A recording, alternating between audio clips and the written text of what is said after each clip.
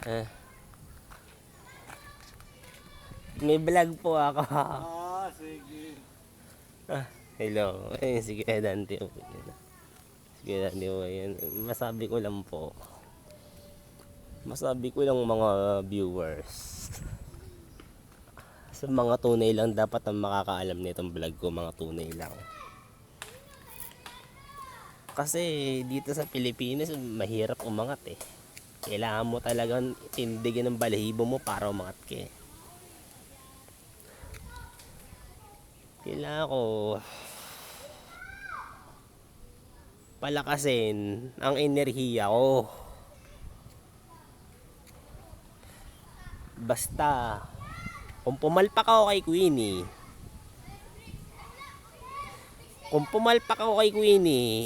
itutuloy ko lang ang political ambition ko. Una, stalking. Ito ang 3 struggle ko kay Queenie. Ito ang 3 struggle ko kay Queenie.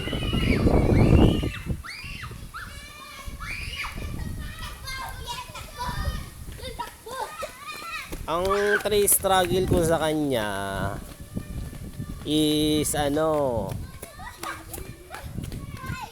stalking. Pangalawa, dictatorship. Pangapat, kundi ito, pag pumalpak na lahat, mag-anarchy na.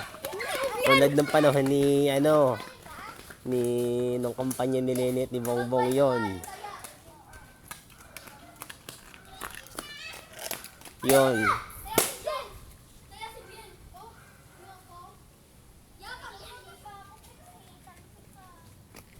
Yung mga yon.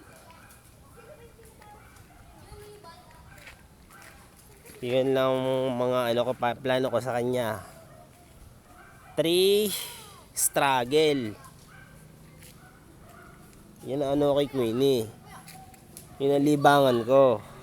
Unahin ko yung stalking, politics, and anarchist.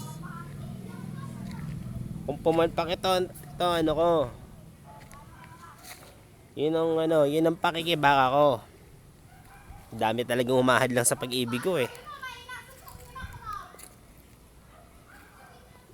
Iniisip ko siya yung unang na yakap-yakap ko. Tuwing gabi. Mamayang gabi, hindi na ako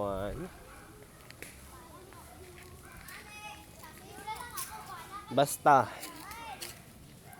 hindi ko papayagan, hadlangan nila ako. Kita niyo itong puno na to? Dito tatagos ang bala na rin ko.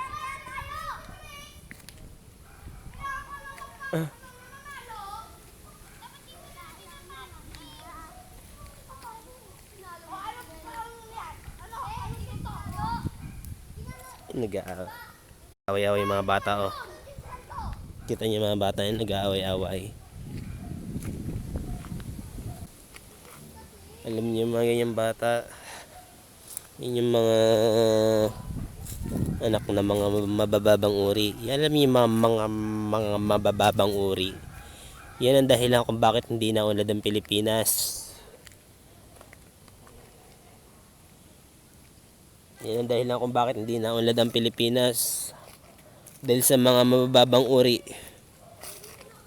Yung mga mabababang uri tulad ng mga squatters.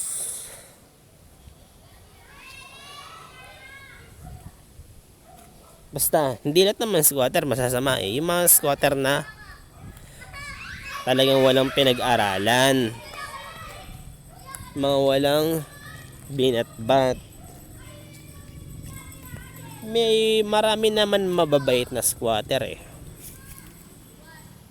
Pero hindi lahat. Saka na ako atake kapag nagkaroon na ako ng ganoon, ng isang dangkal. Pag nagkaroon na ako ng ari-arian. Yon. Ay, James! May vlog ako, James. May vlog ako. Ito pala si James, oh. Ay. Oh.